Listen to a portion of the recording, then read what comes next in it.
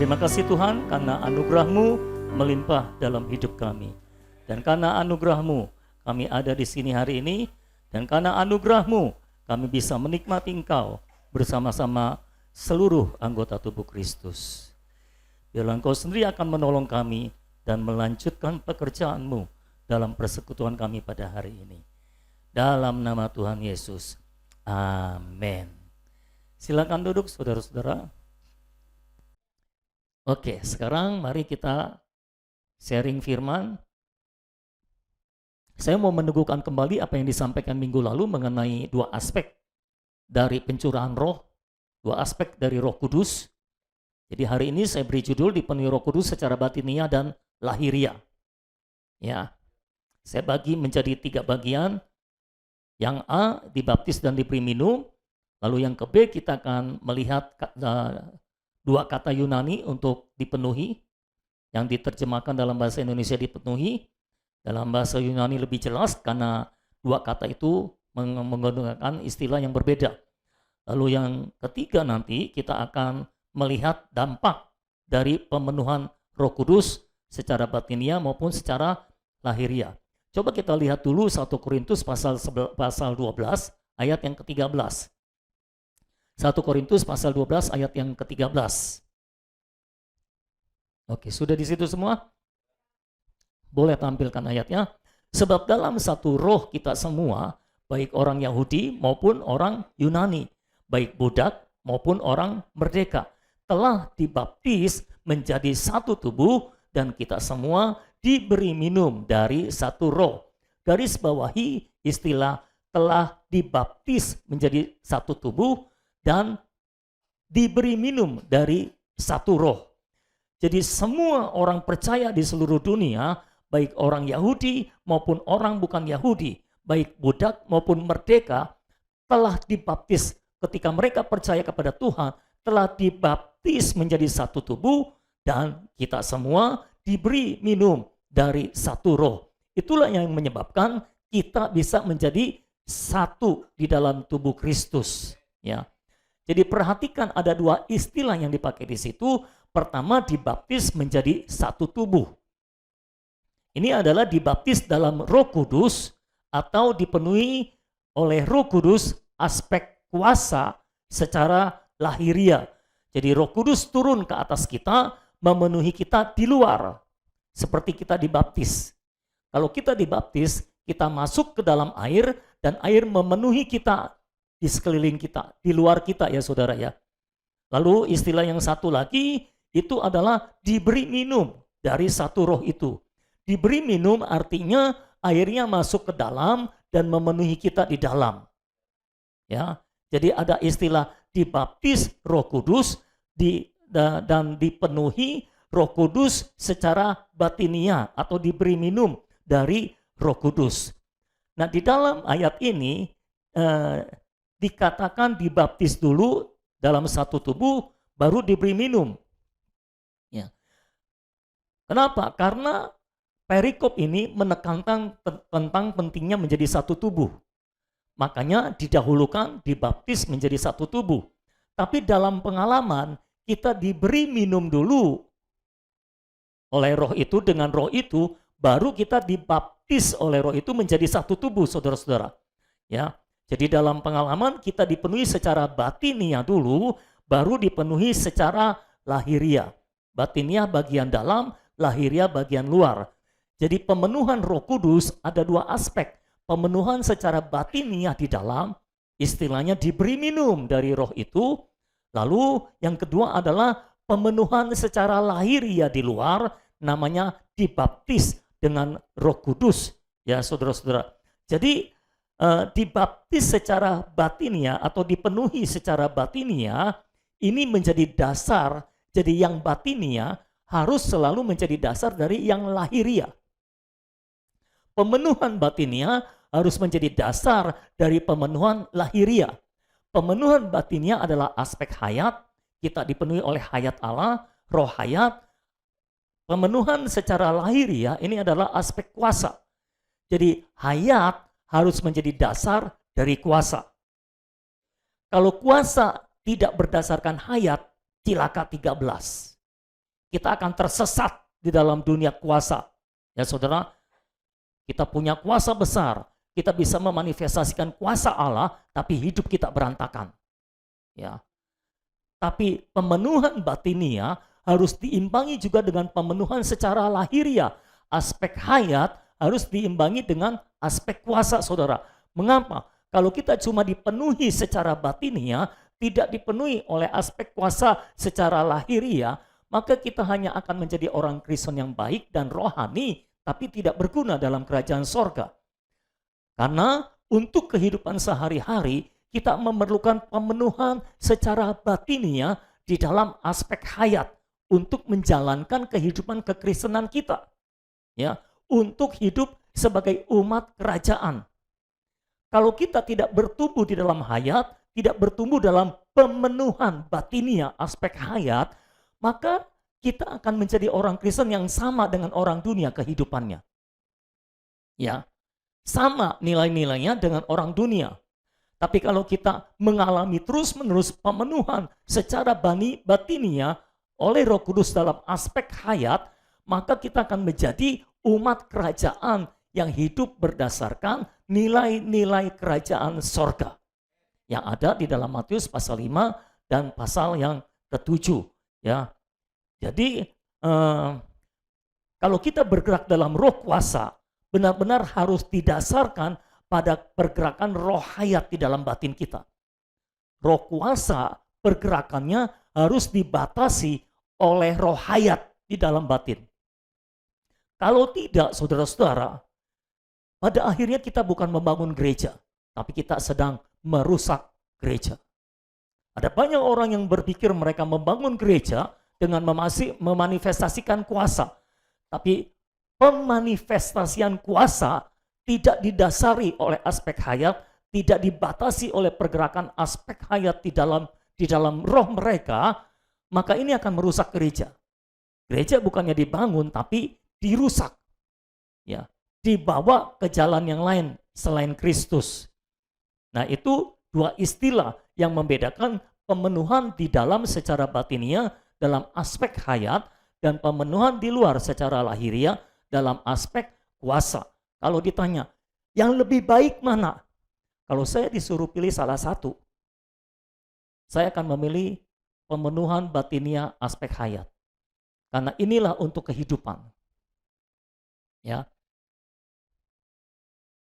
Tapi Tuhan tidak suruh kita memilih cuma salah satu.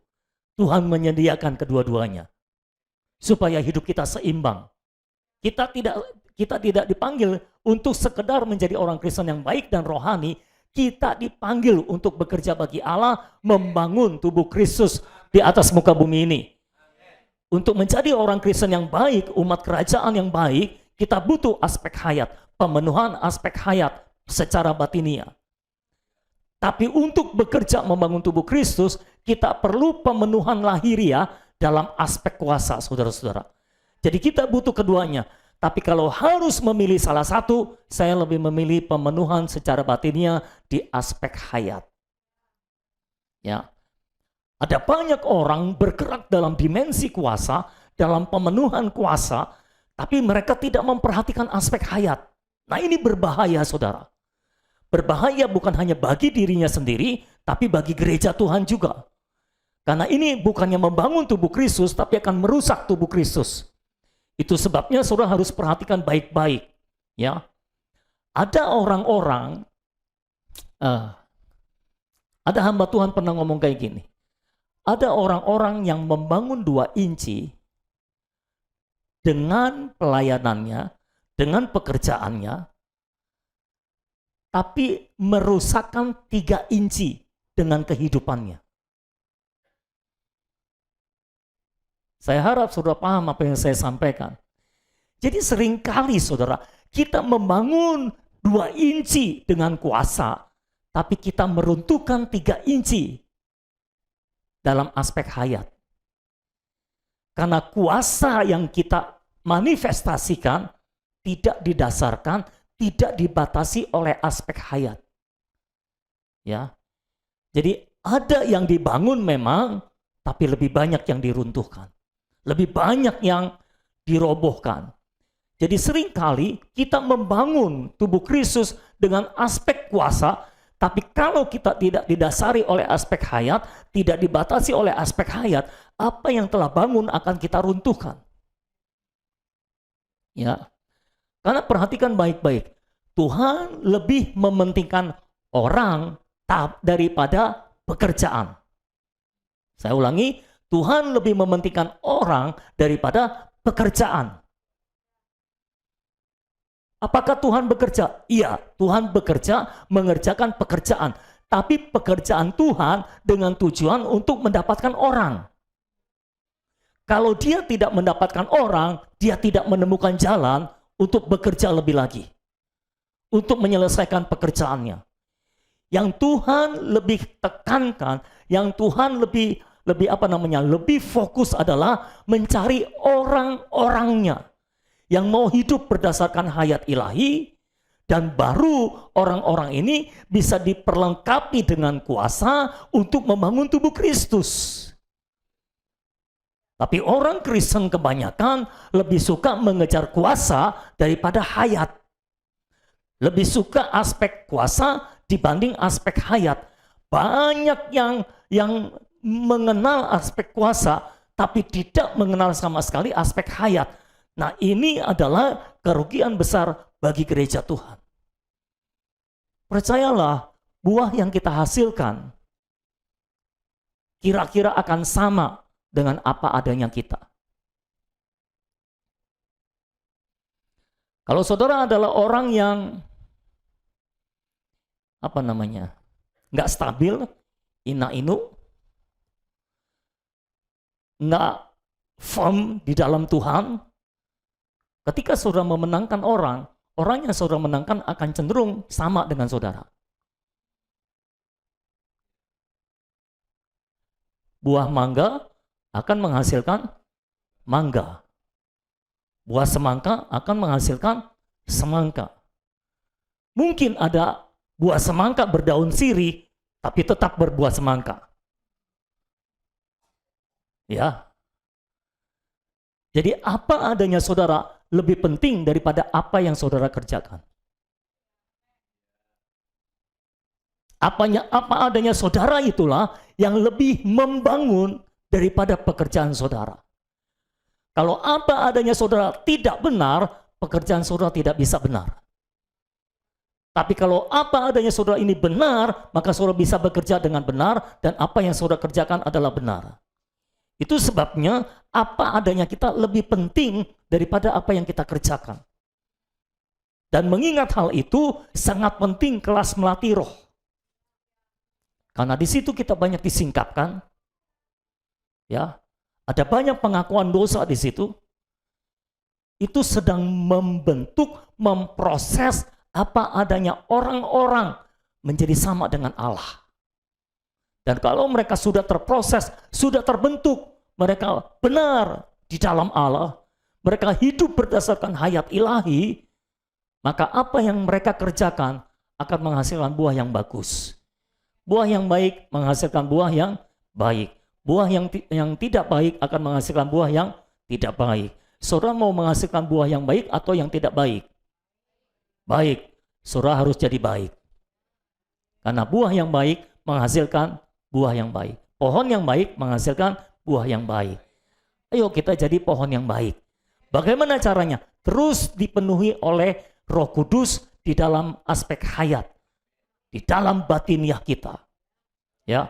Dan ketika kita bekerja, Roh Kudus akan memenuhi kita dengan kuasanya. Jadi lengkaplah hidup kita. Kita hidup baik, bekerja baik, dan berbuah baik. Amin. Haleluya. Dengan demikian kita pasti akan memuliakan Tuhan. Kita hidup baik, bekerja baik, dan menghasilkan buah yang baik. Dengan demikian kita akan memuliakan Tuhan. Oke, ada dua kata Yunani yang diterjemahkan dipenuhi atau penuh atau memenuhi di dalam bahasa Indonesia. Dalam bahasa Inggris dan bahasa Indonesia tidak kelihatan, tapi dalam bahasa Yunani ada dua kata yang berbeda. Coba kita lihat Kisah Para Rasul pasal 2 ayat 2 sampai ayat yang keempat. Di sini ada dua kata yang muncul bersamaan tapi artinya berbeda. Ayat 2 sampai 4. Tiba-tiba turunlah dari langit suatu bunyi seperti tiupan angin keras yang memenuhi seluruh rumah di mana mereka duduk. Perhatikan kata memenuhi seluruh rumah. Jadi angin keras masuk ke dalam rumah dan memenuhi seluruh rumah di dalam atau di luar. Di dalam rumah. Angin keras masuk ke dalam rumah, memenuhi seluruh rumah. Angin yang tidak memenuhi di luar, tapi di dalam. Ya. Nah, ini kata Yunaninya adalah pleroo. Apa? Wah, saudara jago bahasa Yunani sekarang. Coba ulangi apa? Pleroo. Itu kata kerja. Lalu ayat yang ketiga, dan tampaklah kepada mereka lidah-lidah seperti nyala api yang bertebaran dan hinggap pada mereka masing-masing. Nah, ini api bertebaran dan hinggap pada mereka masing-masing. Hinggap. Kalau hinggap itu di luar atau di dalam? Di luar. Ayat 4, maka penuhlah mereka dengan Roh Kudus, lalu mereka mulai berkata-kata dalam bahasa-bahasa lain seperti yang diberikan oleh Roh itu kepada mereka untuk mengatakannya. Nah, kata penuhlah mereka dengan Roh Kudus di dalam ayat 4 ini pakai istilah Yunani yang lain yaitu pleto. Apa? Sekali lagi. Kasih tahu sebelahnya. Jadi yang pertama tadi apa? Pleroo, memenuhi di dalam secara batinia. Yang kedua adalah pleto, memenuhi di luar secara lahiria. Jadi ada dua pemenuhan di sini, di dalam dan di luar. Di dalam itu batinia, di luar itu lahiria. Lalu ada dua lambang di situ, angin dan api. Ya, lidah api. Angin masuk ke dalam. Ini adalah gambar kita diberi minum dari satu roh itu. Kita minum. Minum itu sama seperti bernafas. Kita menghirup udara, udaranya masuk ke dalam, lalu memenuhi kita di dalam. Kalau kita bernafas kan seperti itu ya saudara ya. Jadi itulah pemenuhan secara lahiria digambarkan oleh angin. Angin kita hirup masuk ke dalam atau udara, lebih tepatnya udara. Udara kita hirup masuk ke dalam, memenuhi kita di dalam. Nah, ini bicara tentang pemenuhan secara batinia aspek hayat. Nah, kalau lidah api itu hinggap pada mereka masing-masing, bertebaran dan hinggap pada mereka masing-masing. Ini pemenuhan di luar, saudara. Penuhlah mereka dengan Roh Kudus. Jadi perhatikan baik-baik. Aspek hayat dilambangkan dengan angin, aspek kuasa dilambangkan dengan api. Ya. Jadi dalam perlambangan pun Roh Kudus memilih yang tepat untuk menuliskan Alkitab ini. Ya. Angin masuk ke dalam, memenuhi di dalam, api hinggap pada mereka, memenuhi di luar mereka. Ya, saudara. Jadi ada dua kata Yunani di situ, yaitu pleroo dan pleto. Pemenuhan secara batinia di dalam kata Yunaninya apa? Pleroo. Kalau pemenuhan secara lahiria di luar namanya apa? Pleto bahasa Yunaninya. Ya. Dan kalau saudara baca dalam Perjanjian Baru, ini selalu ada perbedaan antara dua kata dipenuhi ini. Dan keduanya nggak pernah tertukar. Nah, kalau Tuhan memperhatikan itu, tentunya kita juga harus memperhatikan itu. Justru menurut saya, kegagalan banyak orang Kristen adalah karena mereka mengenal Roh Kudus hanya satu aspek, yaitu aspek kuasa. Ya. Tapi kalau mereka mengenal Roh Kudus dalam dua aspek, aspek hayat dan aspek kuasa, ini akan luar biasa. Ya. Jadi hari ini saya mengajak kita juga mengenal Roh Kudus dalam dua aspek, aspek hayat dan aspek kuasa. Selama ini kita mengejar pemenuhan Roh Kudus cuma yang secara lahiriah di aspek kuasa. Tapi kita nggak mengejar pemenuhan Roh Kudus secara batiniah dalam aspek hayat. Sekarang kita akan mengejar keduanya. Terima kasih untuk beberapa amin. Sekarang kita akan mengejar keduanya. Kita mau dipenuhi secara batiniah dalam aspek hayat, kita juga mau dipenuhi oleh Roh Kudus dalam aspek secara lahiriah dalam aspek kuasa. Jadi kita punya hayat, tapi kita juga punya kuasa. Kita penuh dengan hayat, kita juga penuh dengan kuasa. Kita akan menjadi orang Kristen yang lengkap. Dan kita benar-benar bisa dipakai oleh Tuhan, siap dipakai oleh Tuhan. Dengan kuasa Allah, kita memenangkan jiwa-jiwa, kita merawat jiwa-jiwa. Dan dengan hayat, kita memeteraikan pembangunan yang sudah kita kerjakan itu. Kalau tidak, kita bangun dengan kuasa, kita runtuhkan dengan kehidupan kita. Ini tidak boleh terjadi lagi dalam kehidupan kita. Amin. Saya ulangi, ini tidak boleh terjadi lagi dalam hidup kita. Kita percaya, minimal saya percaya hari-hari ke depan, saya percaya Tuhan sedang menyiapkan kita, memperlengkapi kita untuk membangun tubuh Kristus dan tidak pernah akan meruntuhkannya lagi. Amin. Setiap yang kita bangun dalam pekerjaan kuasa, kita meteraikan di dalam pekerjaan hayat. Amin, saudara. Nah, sekarang masuk kepada dampak pemenuhan Roh Kudus. Saya memberikan catatan penting di situ, karena ini yang sering ditanyakan oleh orang-orang Kristen. Catatan pentingnya adalah pemenuhan secara batiniah dan lahiriah tidak terjadi sekali untuk selamanya. Setiap hari kita harus terus-menerus dipenuhi. Ada kepenuhan awal, tapi setiap hari kita masih harus terus dipenuhi. Sama dengan keselamatan. Ada keselamatan awal kita diselamatkan, itu terus berlanjut sampai kekekalan. Tapi setiap hari kita juga harus diselamatkan. Amin, saudara. Ada pertobatan awal, tapi setiap hari kita juga masih harus bertobat terus. Sampai kapan? Sampai kita disempurnakan di dalam Tuhan. Semua saudara mau sempurna di dalam Tuhan? Amin. Kesempurnaan bukanlah impian. Bukan sekedar harapan. Ini akan menjadi kenyataan dalam hidup kita. Kalau kita tidak bisa sempurna sekarang, minimal sekarang kita sedang menuju pada kesempurnaan. Amin, saudara. Jadi kalau saudara tidak bisa sempurna hari-hari ini, minimal hari-hari ini saudara sedang terus bergerak menuju pada kesempurnaan. Amin, saudara. Tapi satu kali kelak, semua kita akan menjadi sempurna di dalam Yerusalem baru. Nanti sekali waktu kita akan sharing tentang Yerusalem baru. Supaya saudara ngerti, apaan sih ngomongnya Yerusalem baru melulu? Itu nggak sama dengan Yerusalem yang perang sekarang. Apa dampak dari pemenuhan secara batiniah dan lahiriah? Ya saudara. Nah, bagian pertama ini dampak pemenuhan batiniah untuk kehidupan Kristiani. Jadi pemenuhan batiniah selalu untuk kehidupan Kristiani.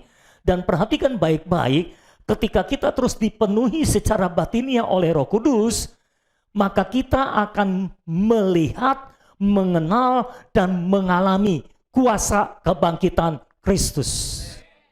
Jadi perhatikan baik-baik, dampak pemenuhan batiniah, ya, ketika kita mengalami terus-menerus pemenuhan secara batiniah oleh Roh Kudus di dalam kita, maka kita akan mengenal, kita akan melihat, dan kita akan mengalami kuasa kebangkitan Kristus secara nyata.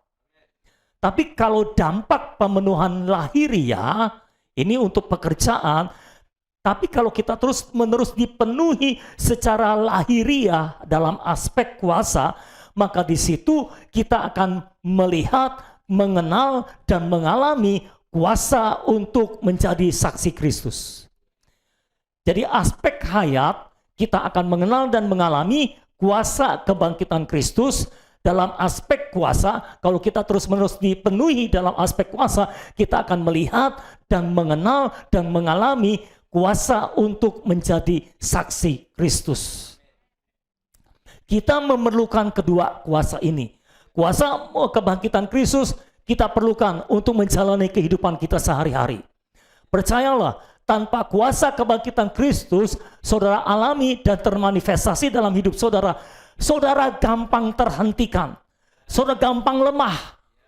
Tapi dengan kuasa kebangkitan Kristus, setiap kali kita lemah, kita bisa langsung bangkit karena ada kuasa kebangkitan Kristus. Kita tidak akan jatuh. Kalaupun jatuh, kita tidak akan terpelecok. Kalaupun jatuh, kita akan segera bangkit. Loh, kenapa kok setiap kali jatuh kita bisa bangkit? Ada kuasa kebangkitan Kristus di dalam dirimu. Amin, saudara. Jadi kita butuhkan untuk kehidupan sehari-hari. Kalau tidak, kita cepat mati, saudara. Percayalah, kalau saudara terus dipenuhi secara batiniah di dalam saudara, tubuh saudara pun akan jadi lebih kuat. Itu semua kelemahan-kelemahan tubuh itu akan tersingkir dengan sendirinya. Kuasa kebangkitan Kristus akan bekerja dari dalam, menguatkan roh saudara dan menguatkan jiwa saudara di dalam kebangkitan. Artinya yang dikuatkan bukan yang lamanya, tapi yang dibangkitkannya. Dan kalau sudah ke jiwa, maka akan menguatkan tubuh saudara juga. Kalau saya boleh terus terang, setiap minggu saya bisa terus berdiri di sini karena ada kuasa kebangkitan Kristus. Ya, kalau tidak, saya rasa saudara tahu, sejarah kesehatan saya nggak bagus-bagus amat. Ya, tapi sampai sekarang saya merasa saya semakin sehat. Ada kuasa kebangkitan Kristus yang kita alami. Amin. Dan kuasa untuk menjadi saksi Kristus harus kita alami juga. Harus kita lihat dan kita kenali juga. Supaya apa? Supaya kita efektif untuk memenangkan jiwa dan untuk merawat jiwa-jiwa bagi Tuhan. Dan saya pribadi merasa saya semakin menikmati kuasa untuk menjadi saksi Kristus sekarang. Saya semakin menikmati untuk merawat orang-orang yang masih belum dewasa secara rohani. Itu sebabnya ada banyak orang yang sedang saya rawat. Oh, haleluya.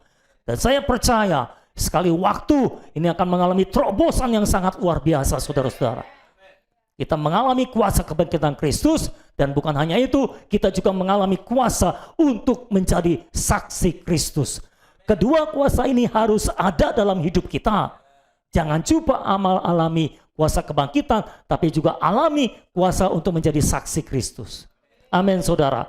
Dan perhatikan, kedua-duanya berpusat pada Kristus. Nah, inilah dampak dari pemenuhan secara batinia di dalam kita, saudara-saudara, oleh Roh Kudusnya. Yang pertama, kita akan menjadi orang yang terkenal baik dan berhikmat atau bijaksana. Kisah Rasul Kisah Rasul pasal 6 ayat yang ketiga. Karena itu, saudara-saudara, pilihlah 7 orang dari antaramu yang terkenal baik dan yang penuh roh dan hikmat, supaya kami mengangkat mereka untuk tugas itu. Kata penuh di situ berasal dari kata pleres. Pleres adalah kata sifat dari pleroo. Jadi ini kepenuhan di dalam. Kepenuhan Roh Kudus, pemenuhan Roh Kudus secara batinia di dalam orang-orang itu. Ketika para rasul ingin mengangkat orang-orang yang membantu mereka, ya, mengangkat para diakon yang membantu mereka, para rasul berkata, pilih 7 orang di antaramu yang terkenal baik, yang penuh roh hikmat, penuh roh dan hikmat. Jadi orang yang mengalami pemenuhan Roh Kudus secara batinia di dalam, ini akan menjadi orang yang terkenal baik dan terkenal berhikmat atau bijaksana. Ada salah pemahaman di sini seringkali dari antara orang Kristen. Jadi gereja itu kalau mau memilih, Kalau memilih orang untuk pelayanan, syaratnya harus penuh Roh Kudus katanya. Tandanya apa? Bahasa roh. Tapi ini tandanya terkenal baik. Jadi ini syaratnya penuh Roh Kudus, tapi pemenuhan secara batiniah. Yang di dalam. Artinya apa? Yang diperlukan untuk orang-orang yang bekerja bagi Tuhan, terutama adalah apa adanya mereka. Hidup mereka. Mereka terkenal baik dan berhikmat. Ketika kita terus-menerus mengalami pemenuhan secara batiniah di dalam kita, maka kita akan menjadi orang yang dikenal, yang terkenal baik dan berhikmat atau bijaksana. Saudara pasti bisa bedakan antara orang yang baik dari hayat ilahi dan baik secara alamiah. Ya. Baik di sini lebih mengacu kepada tulus. Baiknya itu tulus tanpa pamrih. Misalnya kalau menolong orang tanpa pamrih. Kalau kita terus dipenuhi oleh Roh Kudus, kita menolong orang itu tanpa pamrih. Dan setelah menolong orang, nggak ingat-ingat lagi. Ya. Kalau kita menolong orang secara alamiah, nanti kita bisa nyesal sendiri. Kenapa? Ketika orang yang ditolong nggak sesuai dengan harapan kita akan berkata, tahu begini gua nggak tolong lu dulu. Pernah ngalami gitu nggak saudara? Kalau pernah, berarti saudara melakukan kebaikan berdasarkan alamiah saudara. Itu kebaikan alamiah. Nah, kebaikan di sini adalah manifestasi dari Kristus. Pemenuhan oleh hayat ilahi di dalam kita, keluar hayat ilahi itu adalah Kristus sendiri. Jadi ini adalah manifestasi dari Kristus, saudara. Ya. Baik. Orang penuh Roh Kudus pasti terkenal baik. Istilahnya kebaikannya tak diragukan lagi. Ada orang-orang yang secara alamiah baik. Tapi maafkan saya, kebaikannya suka ngomongin orang. Ngerti nggak maksudnya kebaikannya suka ngomongin orang? Kenapa? Karena di dalam dia melakukan perbuatan baik, dalam tanda kutip, selalu ada cacatnya. Nah ini kebaikan alamiah. Tapi kalau kebaikan sebagai manifestasi dari Kristus, perbuatan baiknya itu kalau ngomongin orang pun ngomonginnya positif. Tapi ada orang yang berbuat baik, tapi ngomongin orang secara negatif. Karena perbuatan baiknya alamiah. Jadi ada celahnya, ada cacatnya. Tapi kalau Kristus yang termanifestasi, Kristus tidak punya cacat. Saudara mau memanifestasikan kebaikan yang model kayak gimana? Kalau saudara membantu orang, orang akan bisa menerima bantuan saudara dan merasakan ketulusan hati saudara dalam membantu. Nggak ada embel-embelnya. Ini gua bantu ya, ingat lu ya. Awas kalau nggak ingat. Oh gitu saudara, kira-kiranya. Jadi kebaikan alamiah kita selalu punya cacat. Akhirnya kita melakukan kebaikan bukannya diterima baik oleh orang yang kita tolong, malah ngomongin kemana-mana cacatnya, bukan kebaikannya. Dan kalau itu beritanya sampai kepada kita, kita akan sangat kecewa. Dan kita akan berkata, tahu gitu gua nggak tolongin tuh. Nah kalau saudara pernah mengalami hal seperti itu, maksudnya saudara yang berbuat baik gitu, bukan saudara yang ditolong. Kalau saudara pernah mengalami perbuatan baik seperti itu namanya perbuatan baik alamiah. Perbuatan baik di sini bukan itu. Ini adalah manifestasi Kristus. Makanya mereka terkenal baik. Ada nggak saudara orang-orang yang rajin melakukan kebaikan, tapi maaf, tidak terkenal baik.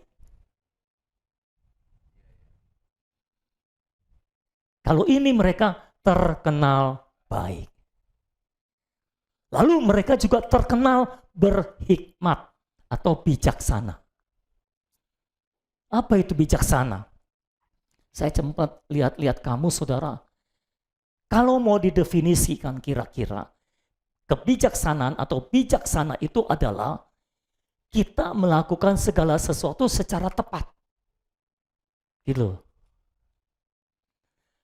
Dan ini akan menghasilkan damai sejahtera untuk mayoritas orang.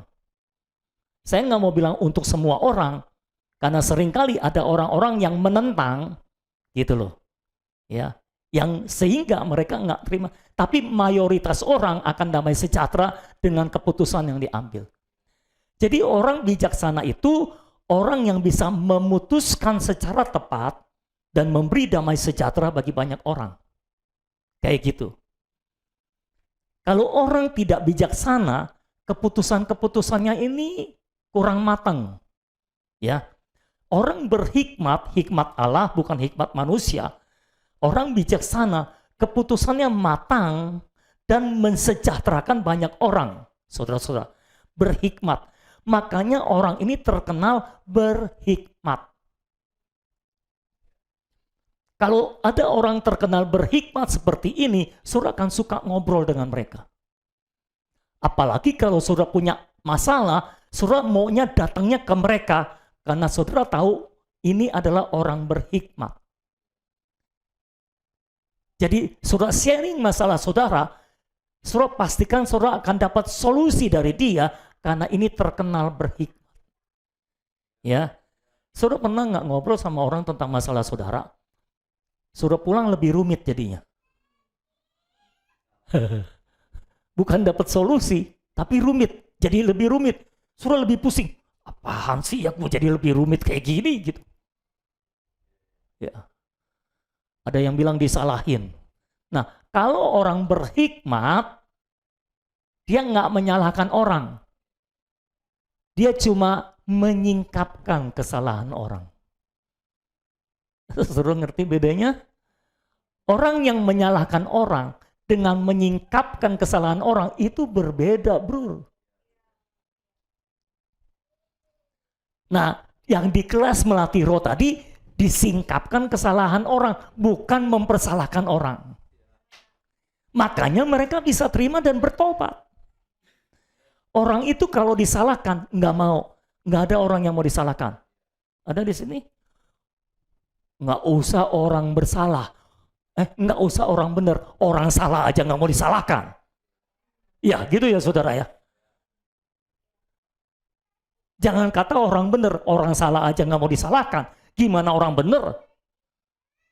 Dan rata-rata kita merasa benar, nah makanya nggak mau disalahkan kan gitu saudara. Karena minimal kita merasa benar. Tapi kalau Roh Kudus menyingkapkan kesalahan oleh hikmat Allah melalui manusia, saudara akan bisa terima disingkapkan. Kecuali saudara punya hati batu, hati keras, saudara nggak menerima ketika disingkapkan. Tapi kalau saudara punya hati terbuka, hati lembut, saudara akan menerima disingkapkan. Nah ini orang yang baik dan berhikmat. Semakin saudara dipenuhi oleh Roh Kudus, aspek hayat secara batiniah di dalam saudara, saudara akan menjadi orang yang baik, tanpa pamrih, dan orang yang berhikmat, bijaksana. Secara alamiah orang berkata, orang mah udah tua makin bijaksana kan gitu ya saudara. Ya kenapa bijaksana nungguin tua gitu ya? Kan masih muda juga boleh bijaksana ya saudara. Emang orang muda nggak boleh bijaksana? Masa mau bijaksana aja nungguin tua, kasihan amat? Ada orang Kristen yang walaupun usianya masih muda, tapi sangat bijaksana karena dia dipenuhi oleh Roh Kudus, aspek hayat. Hayat Allah atau Kristus. Kristus adalah hikmat Allah. Bayangkan. Kalau kita terus dipenuhi oleh Kristus, oleh hayat Allah ini, maka kita dipenuhi dengan hikmat Allah. Dan kita bisa memanifestasikan hikmat Allah. Jadi ini saudara, aspek hayat. Saudara harus penuh dengan aspek hayat. Saudara harus penuh dengan Roh Kudus secara batinnya di dalam saudara, di dalam aspek hayat setiap hari. Minimal saudara minta kepada Tuhan setiap hari, saudara dipenuhi dengan Roh Kudus, aspek hayat di dalam batin saudara. Maka saudara akan jadi baik dan berhikmat. Dengan kata lain, saudara akan memanifestasikan Kristus. Yang kedua, dampaknya penuh dengan iman. Kisah 6 ayat 5a, usul itu diterima baik oleh seluruh jemaat, lalu mereka memilih Stefanus, seorang yang penuh iman dan Roh Kudus. Jadi ini penuhnya juga pakai kata pleres, yang berasal dari kata pleroo. Ya saudara, jadi penuh di dalam. Ya, jadi ini kepenuhan batiniah di dalam. Penuh iman dan Roh Kudus. Kenapa dibilang penuh iman dan Roh Kudus? Karena orang yang penuh Roh Kudus secara batiniah di dalam aspek hayat pasti beriman. Seringkali gereja mengajarkan jemaatnya beriman itu, ayo latihan beriman, percaya, ngotot, ayo ngotot, percaya. Sebetulnya kalau saudara mau punya iman, gampang, setiap hari penuh dengan Roh Kudus, aspek hayat secara batiniah. Dengan sendirinya saudara punya iman. Saudara bukan hanya punya iman, saudara penuh dengan iman. Itulah yang menyebabkan saudara nggak takut kekurangan, saudara nggak takut apapun juga. Karena saudara punya iman, Tuhan tahu apa yang Dia perbuat. Ya, ketika kejadian buruk terjadi, saudara nggak panik, saudara nggak takut. Kenapa? Karena saudara tahu Tuhan melakukan segala, Tuhan bekerja dalam segala hal untuk mendatangkan kebaikan bagi aku yang mengasihi Tuhan. Kita punya iman sehingga kejadian buruk tidak akan membuat kita lemah. Bahkan justru, saya ulangi, bahkan justru setiap kejadian buruk akan membuat kita jadi lebih kuat lagi. Inilah roh kebangkitan. Inilah hayat kebangkitan. Ya. Dalam pengalaman saya, rasanya beberapa kali iblis sudah mau pesta karena mengira kali ini saya akan mati. Tapi setiap kali dia mengira saya akan mati, justru Tuhan membangkitkan saya. Dan semakin dia yakin bahwa saya akan mati, justru Tuhan akan semakin membangkitkan saya. Jadi setiap peristiwa buruk malah saudara lewati dengan penuh kemenangan dan kebangkitan. Nah, inilah kuasa kebangkitan Kristus. Ini akan ada di dalam diri saudara secara otomatis kalau saudara penuh dengan Roh Kudus secara batiniah, aspek hayat, di dalam aspek hayat. Amin saudara. Penuh dengan iman. Yang ketiga, penuh dengan sukacita. Dan murid-murid di Antiokhia penuh dengan sukacita dan dengan Roh Kudus. Ini juga kata penuhnya adalah pleroo, bukan pleto. Jadi yang membuat kita bisa terus bersukacita bukan aspek kuasa, tapi aspek hayat. Kalau kita penuh dengan Roh Kudus aspek hayat, kita akan terus mengalami sukacita. Dan sukacita ini beda dengan sukacita alamiah di dalam emosi kita. Sukacita secara alamiah selalu dipengaruhi oleh apa yang terjadi di sekitar kita. Betul ya saudara? Kalau semua yang terjadi aman-aman saja, bahkan menguntungkan kita, kita bersukacita. Ya. Kalau semua baik-baik saja, semua baik sama kita, kita bersukacita. Tapi kalau ada orang yang jahat sama kita, sukacitanya lenyap enggak? Nggak mau bilang lenyap, dia berkurang.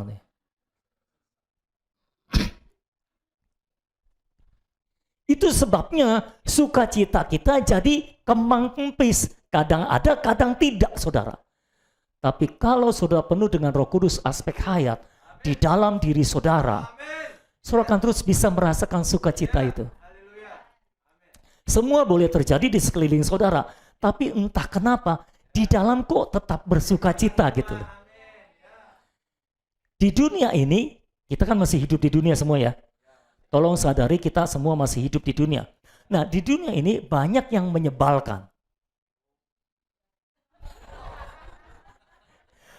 Nggak usah.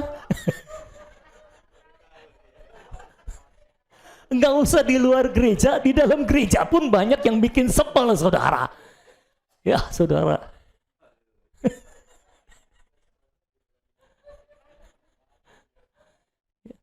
Kita kadang di gereja pun kesal sama saudara seiman kita. Bikin sebel dan sebagainya. Akan ada banyak yang bisa bikin kita marah, kecewa, sedih. Tapi kalau saudara penuh di dalam dengan Roh Kudus aspek hayat, saudara akan bisa selalu tersenyum. Amin, saudara. Jadi entah gimana, di dalam memang mendekat kita, bikin kita marah, bikin kita kesel. Tapi dalam sekejap, sukacita itu muncul dari dalam lagi. Alamiah kita tidak bisa bersukacita. Orang dikeselin gimana sukacita, ya kan? Tapi di dalam kita muncul sukacita. Apa itu? Kristus di dalam kita. Roh Kudus aspek hayat yang memenuhi kita di dalam. Jadi penting untuk kita dipenuhi aspek hayat di dalam kita secara batiniah. Amin. Yang keempat, bisa melewati segala pencobaan. Amin. Haleluya. Lukas 4 ayat 1. Yesus yang penuh dengan Roh Kudus. Nah, ini kata penuhnya juga pleres. Kata sifat dari pleroo. Bukan pleto. Jadi berbeda. Ini bukan kepenuhan kuasa. Dengan Roh Kudus kembali dari sungai Yordan, lalu dibawa oleh Roh Kudus ke padang gurun. Pemenuhan Roh Kudus bisa membawa saudara ke padang gurun untuk mengalami pencobaan iblis. Ayat 13, sesudah iblis mengakhiri semua pencobaan itu, ia mundur daripadanya dan menunggu waktu yang baik. Dan kalau kita baca, ini kan Lukas 4. Setelah Lukas 4, Lukas 5 dan seterusnya, iblis nggak pernah ketemu waktu yang baik itu. Iblis boleh nungguin waktu yang baik untuk mencobai kita lagi. Tapi kalau kita terus di dalam Kristus, kita terus penuh Roh Kudus aspek hayat secara batiniah, dia nggak menemukan waktu yang baik untuk mencobai kita. Karena dia boleh mencobai kita, tapi kita lolos terus. Inilah kuasa kebangkitan Kristus. Mau mengalami pencobaan apapun, kita akan lewat terus. Kita akan lolos terus, kita akan lulus terus. Pencobaan datang, masa padang gurun tiba, kita keluar dari padang gurun dengan penuh kemenangan. Yesus di padang gurun cuma berapa hari? 40 hari. Israel di padang gurun 40 tahun. Yesus 40 hari keluar dengan kemenangan. Israel 40 tahun di padang gurun, mati di padang gurun. Nah, saudara mau ngikuti Israel atau Kristus? Kristus. Gimana caranya? Dia penuh dengan Roh Kudus. Penuh dengan Roh Kudus secara batiniah, aspek hayat. Saudara akan bisa melewati semua masa padang gurun. Saudara akan bisa melewati semua pencobaan iblis. Dan saudara keluar dari padang gurun dengan penuh kemenangan. Amin, saudara. Amin. Ini kuncinya. Lalu ayat 14 yang berkata, dalam kuasa Roh kembalilah Yesus ke Galilea dan tersiarlah kabar tentang dia di seluruh daerah ini, daerah itu. Nah, ini kuasa Roh berarti ini kategorinya pemenuhan lahiriah. Di luar, Roh kuasa. Jadi setelah aspek hayat melewati masa pencobaan, Yesus mengalami pemenuhan Roh Kudus dan dia mulai bekerja. Memberitakan Injil. Ya saudara, jadi aspek hayat membawa kita keluar dari padang gurun, aspek kuasa membuat kita pergi memberitakan Injil. Saya ulangi, aspek hayat membuat kita keluar dari padang gurun dengan penuh kemenangan, aspek kuasa membuat kita pergi untuk memberitakan Injil. Kuasa kebangkitan Kristus akan membuat kita melalui padang gurun dengan penuh kemenangan. Kuasa menjadi saksi Kristus akan membuat kita pergi untuk memberitakan Injil. Jadi kita perlu keduanya. Jadi dengan penuh Roh Kudus, aspek hayat setiap hari kita bisa melewati pencobaan iblis setiap hari. Amin, saudara. Jadi pastikan saudara mengalami pemenuhan Roh Kudus secara batinnya, aspek hayat setiap hari. Yang kelima, bisa bertekun dan sehati. Kalau saudara nggak penuh Roh Kudus secara batinnya dalam aspek hayat, saudara nggak bisa jadi orang yang bertekun dan sehati. Kisah 1 ayat 14 menulis, mereka semua, siapa mereka semua di sini? Murid-murid Tuhan. Saudara tahu kisahnya murid-murid Tuhan. Mereka selalu meributkan siapa yang terbesar di antara mereka. Ya kan? Ribut terus, nggak bisa sehati. Dan nggak bisa tekun juga. Disuruh berjaga-jaga di Taman Getsemani, tidur terus. Sampai Tuhan bilang, sanggupkah engkau berjaga-jaga 1 jam saja bersama aku? 1 jam saja mereka nggak bisa tekun, saudara. Tidur. Baru 5 menit tidur. Siapa di sini yang kurang tekun? Doa 5 menit tidur. Kurang tekun. Kenapa? Saudara perlu dipenuhi Roh Kudus. Aspek hayat. Secara batinnya, saudara. Itulah yang membuat saudara jadi bisa tekun. Mereka semua, murid-murid Tuhan itu, bertekun dengan sehati dalam doa bersama-sama. Mereka bertekun dengan sehati dalam doa bersama-sama. Dan ini adalah kisah 1 ayat 14. Ini terjadi sebelum pencurahan roh kuasa. Jadi bukan kuasa yang mengubah mereka, tapi hayat yang mengubah mereka. Roh hayat yang dihembuskan oleh Tuhan dalam Yohanes 20, mereka terima, itulah yang mengubah mereka. Yang tadinya tidak tekun jadi tekun, yang tadinya tidak bisa sehati jadi sehati. Makanya pelaksanaan hidup gereja, pelaksanaan tubuh Kristus itu hanya bisa terjadi kalau kita semua penuh dengan Roh Kudus, aspek hayat. Ya saudara, nah saya percaya Tuhan akan semakin memenuhi kita dengan rohnya sehingga kita bisa bertekun dan sehati. Nah berikutnya ini adalah dampak pemenuhan lahiriah atau kuasa menjadi saksi. Kisah 1 ayat 8, tetapi kamu akan menerima kuasa kalau Roh Kudus turun ke atas kamu dan kamu akan menjadi saksiku di Yerusalem, di seluruh Yudea dan Samaria dan sampai ke ujung bumi.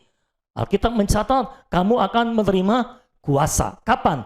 Kalau Roh Kudus turun ke atas kamu. Jadi kita menerima kepenuhan Roh Kudus, maka kita akan menerima kuasa. Ini adalah Roh Kudus, aspek kuasa yang memenuhi kita di luar secara lahiriah. Maka kita akan menjadi saksi. Kita tidak bisa menjadi saksi Kristus dengan kemampuan kita sendiri, dengan keberanian kita sendiri. Saya tahu ada orang-orang Kristen yang secara alamiah berani dan mereka memberitakan Injil, rajin memberitakan Injil. Tapi percayalah, kalau saudara memberitakan Injil dengan kemampuan alamiah saudara, hasilnya tidak ada nanti. Atau hasilnya akan hilang lagi. Ya saudara. Jadi pastikan kita memberitakan Injil dengan disertai kuasa Allah dari tempat yang maha tinggi. Jadi ciri-cirinya kalau kita menerima Roh Kudus atau mengalami kepenuhan Roh Kudus, aspek kuasa adalah kita menjadi saksi. Kalau saudara baca kitab Kisah Para Rasul, sepanjang kitab Kisah Para Rasul, semua orang yang menerima Roh Kudus, aspek kuasa, memberitakan Injil Kristus dengan berani. Petrus adalah orang penakut. Tapi ketika Roh Kudus tercurah, dia dipenuhi dengan kuasa Allah di hadapan ribuan orang dari berbagai penjuru dunia, dia bangkit, dia berkhotbah dan 3.000 orang bertobat. Itulah kuasa Roh Kudus. Paulus dipenuhi Roh Kudus, dia dibaptis dipenuhi Roh Kudus, dan setelah itu dipenuhi Roh Kudus, aspek kuasa, setelah itu dia memberitakan Injil dengan berani juga. Semua diakon itu, diakon yang diangkat 7 orang itu di dalam Kisah pasal 6 tadi, semua mereka itu kerjaannya sebetulnya cuma siapin sembako untuk para janda, saudara. Kerjaan ringan. Tapi kita tahu Filipus memberitakan Injil di Samaria, satu kota bertobat. Stefanus memberitakan Injil. Itulah orang-orang yang penuh dengan Roh Kudus, bukan hanya dalam aspek hayat, tapi juga dalam aspek kuasa. Mereka tidak berdiam diri. Mereka terkenal baik, tapi mereka juga pergi. Makanya tadi saya bilang, kuasa kebangkitan Kristus akan membuat kita melewati semua pencobaan. Tapi kuasa menjadi saksi Kristus akan membuat kita pergi mencari jiwa-jiwa terhilang. Saudara mungkin bertanya, tapi Pak, kalau saya takut gimana? Kalau saudara penuh dengan Roh Kudus aspek kuasa, saudara akan penuh dengan keberanian.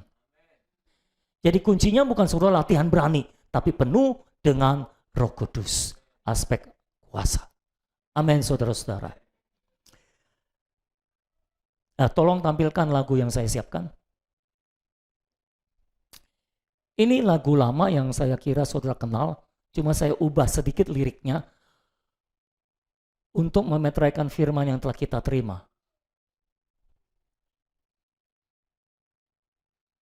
Jadi hari ini saya mau nyanyi dulu supaya saudara bisa bawa pulang. Minimal lagu ini akan mengingatkan saudara akan firman Tuhan.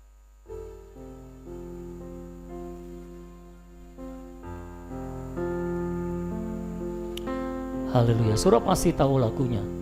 Yang nggak semua mungkin, tapi banyak orang akan tahu.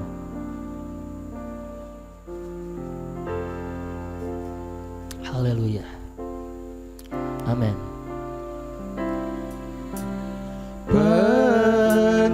Penuhilah hidupku dengan Roh-Mu ya Tuhan, aspek hayat dan kuasa, ruhi seluruh hidupku. Penuhilah batinku dengan hayat-Mu Tuhan. Penuhilah diriku dengan kuasa-Mu. Hidup oleh Kristus, jadi saksi Kristus. Penuhilah hidupku dengan Roh Kudus. Haleluya. Saya harap kata-kata lagu ini bisa mewakili isi hati kita. Saya pribadi setiap hari saya rindu dipenuhi oleh Roh Kudus, aspek hayat dan aspek kuasa. Dan saya merasa, saya yakin semakin hari kepenuhan Roh Kudus itu semakin level kedalamannya semakin tinggi. Secara korporat saya yakin level kedalaman roh di tempat ini semakin dalam, semakin tinggi. Dan saya berdoa supaya tidak ada satupun orang di tempat ini yang cuma nonton di tepi sungai, tapi semua masuk nyemplung ke dalam sungai. Amin, saudara. Ayo kita nyanyikan lagu ini sampai sambil kita minta sungguh-sungguh melalui lagu ini. Tuhan, penuhi aku dengan Roh Kudus-Mu. Amin. Haleluya. Penuhilah hidupku dengan Roh-Mu ya Tuhan, aspek hayat dan kuasa, ruhi seluruh hidupku.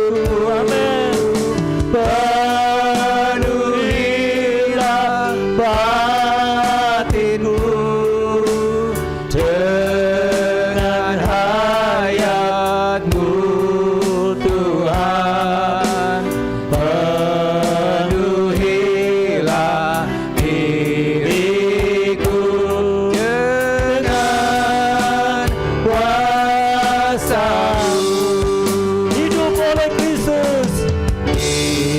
Hidup oleh Kristus. Jadi saksi Kristus. Jadi saksi Kristus. Penuhilah hidupku dengan Roh Kudus. Lagi dari awal. Penuhilah hidupku Dengan Roh-Mu ya Tuhan, aspek hayat dan kuasa penuhi seluruh hidupku. Penuhilah hatiku dengan hayat-Mu Tuhan. Penuhilah diriku dengan kuasa-Mu. hidup oleh Kristus. Amin, amin. Oleh Kristus. Amin, amin. Jadi saksi Kristus. Penuhilah hidupku dengan Roh Kudus. Hidup oleh Kristus. Hidup Amin.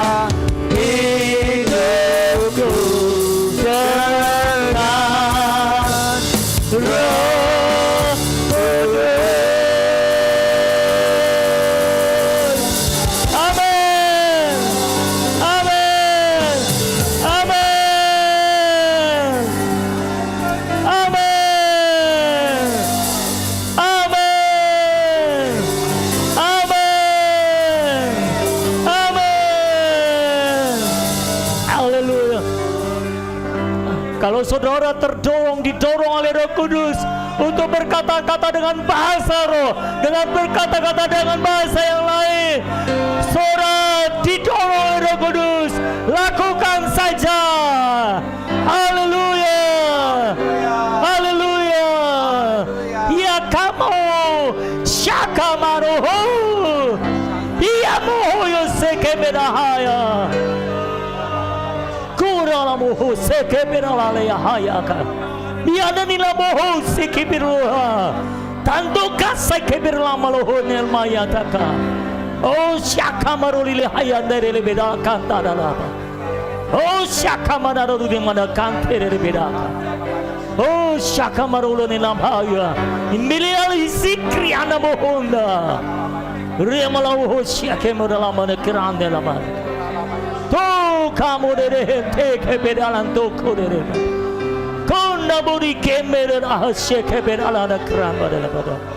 Oh ramadihan di kepanar sikamodalaka. Shakana dere mana krum malaya hasya keberala ida. Tuhan Yesus, haleluya. Oh Tuhan Yesus. Oh Tuhan Yesus, Tuhan Yesus, Tuhan Yesus. Oh haleluya. Kami menghirup Engkau, kami menghirup Engkau. Penuhi kami secara batinia. Kami minum Engkau, kami minum Engkau Tuhan. Penuhi kami secara batin ya Tuhan. Oh penuhi kami secara lahir ya Tuhan. Penuhi kami secara lahir ya Tuhan. Biar kami bisa melihat dan mengenal dan mengalami kuasa kebangkitan Kristus. Dan kami juga bisa melihat, mengenal dan mengalami kuasa jadi saksi Kristus bekerja di dalam kami, termanifestasi lewat hidup kami. Oh Tuhan Yesus, Tuhan Yesus, kami mengasihi Engkau Tuhan. Kami mengasihi Engkau Tuhan. Ungkapkan cintamu kepada Tuhan saudara. Ungkapkan cintamu kepada Tuhan. Oh haleluya. Ayo jangan malu-malu, jangan takut-takut. Ungkapkan cintamu kepada Dia saudara. Oh kami mencintaimu Tuhan. Kami mencintaimu Tuhan. Kami mencintaimu Tuhan. Kami mencintaimu Tuhan. Haleluya. Haleluya. Haleluya. Haleluya. Haleluya. Haleluya. Haleluya. Haleluya. Terima kasih. Haleluya. Haleluya.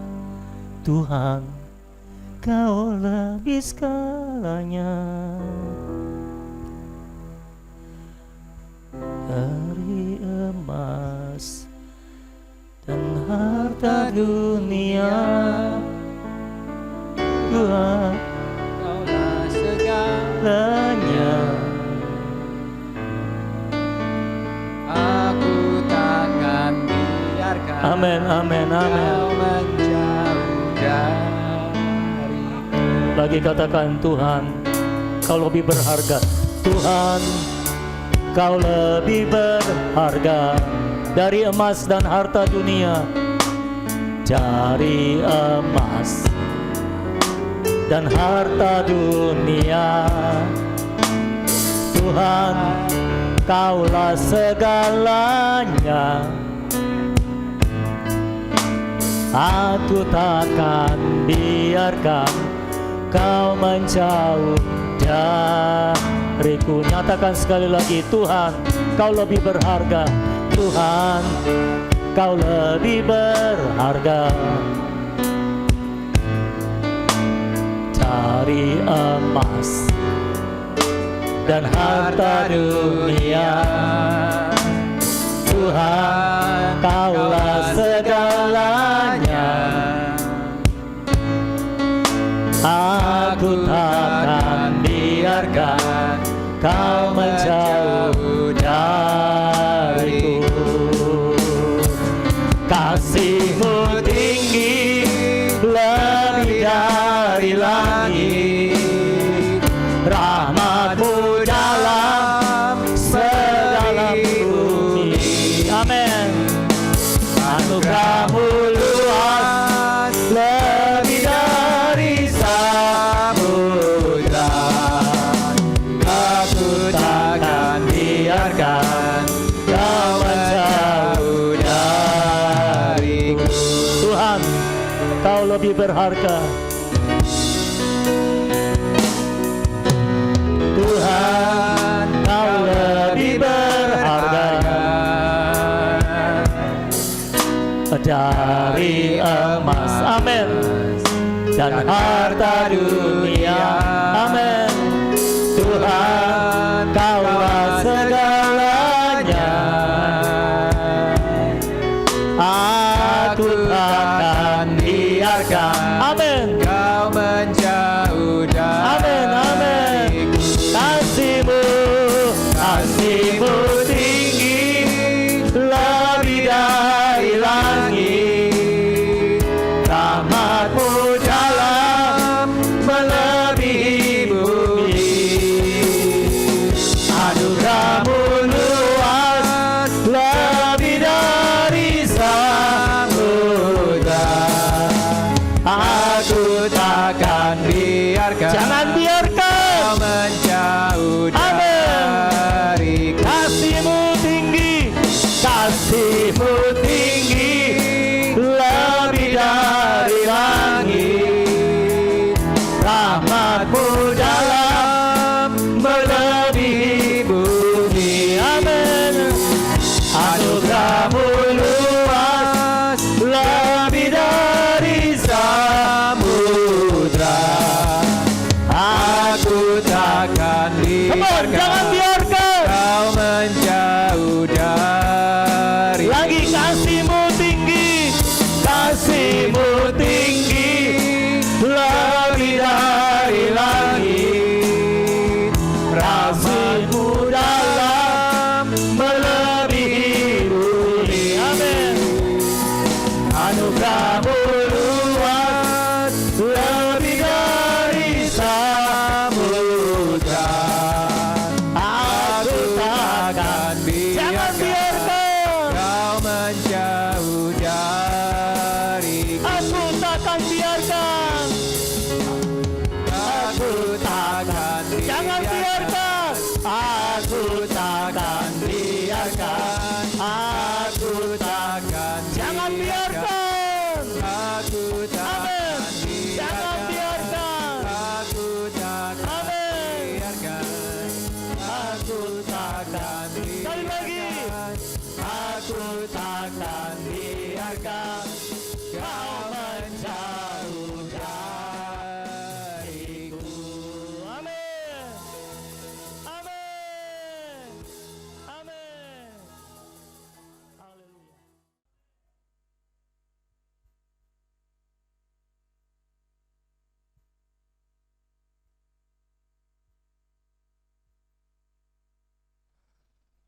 Terima kasih Tuhan. Haleluya. Oh Tuhan Yesus, terima kasih Tuhan. Kami percaya Tuhan. Kami telah meminta dan kami percaya Engkau mengabulkan doa kami Tuhan. Karena sesungguhnya Roh Kudus sudah dicurahkan Tuhan. Dan dengan iman kami mengambil apa yang telah Engkau curahkan. Kami mengambil apa yang telah Engkau sediakan Tuhan. Penuhi kami secara batinia oleh aspek hayat. Penuhi kami secara lahiriah oleh aspek kuasa. Biar kami bisa mengenal dan mengalami kuasa kebangkitan Kristus. Dan kuasa menjadi saksi Kristus itu. Kami menjadi orang Kristen yang lengkap. Bukan menjadi orang Kristen yang timpang Tuhan. Kami lengkap oleh hayat Allah. Oleh kuasa Allah. Kami hidup oleh hayat Allah. Kami melayani dengan kuasa Allah. Dan kami tidak akan tertukar satu dengan lainnya Tuhan. Kami tidak mau hidup dengan kuasa Allah dan melayani dengan ayat Allah Tuhan, sehingga kehidupan kami berantakan. Tapi kami hidup oleh hayat Allah, yaitu Kristus sendiri. Dan kami melayani dengan kuasa Allah, yaitu Kristus sendiri. Amin Tuhan. Bersyukur buat apa yang telah Engkau kerjakan di tengah-tengah kami. Dan kami percaya Tuhan, Engkau sedang terus menambahkan level kedalaman sungai Roh-Mu di tempat ini Tuhan. Sehingga sekali waktu level kedalaman sungai Roh-Mu akan menjadi sungai di mana kami hanya bisa berenang di dalamnya. Kami tidak lagi berjalan secara alamiah, tapi kami mengikuti hukum roh hayat itu. Terima kasih Tuhan. Terus bekerja dalam kami, meteraikan firman-Mu, meteraikan apa yang Kau kerjakan hari ini Tuhan. Kami tidak mau minggu depan turun dari hari ini Tuhan. Kami mau minggu depan kami semakin naik, minggu depan makin naik, makin naik. Amin Tuhan. Kami tetapkan standar ini adalah standar minimal kami Tuhan. Dan minggu depan Engkau akan memimpin kami lebih lagi di dalam pengalaman hayat kami. Terima kasih Tuhan. Terpujilah nama-Mu untuk selamanya. Berkati semua anak-anak-Mu yang sudah hadir pada hari ini. Berkati mereka dengan berkat-Mu yang melimpah. Tuhan, kalau ada yang sakit di antara kami semua Tuhan, Engkau ulurkan tangan-Mu menjamah, menyembuhkan di dalam nama Tuhan Yesus. Terima kasih Tuhan. Semua yang ada di masa padang gurun, bela hari ini mereka bisa menamatkan perjalanan padang gurun itu Tuhan, karena kepenuhan roh hayat di dalam kami. Terima kasih Tuhan. Terpujilah nama-Mu. Terima kasih buat seluruh anggota tubuh Kristus yang sudah berfungsi menyalurkan hayat-Mu pada hari ini, sehingga kami merasa lebih hidup Tuhan. Terima kasih Tuhan. Terpujilah nama-Mu untuk selama-lamanya. Dalam nama Tuhan Yesus kami berdoa dan kami mengucapkan syukur. Dan semua kita sama-sama kita katakan amin. Haleluya. Haleluya. Oke, selamat siang semuanya. Tuhan memberkati saudara semua.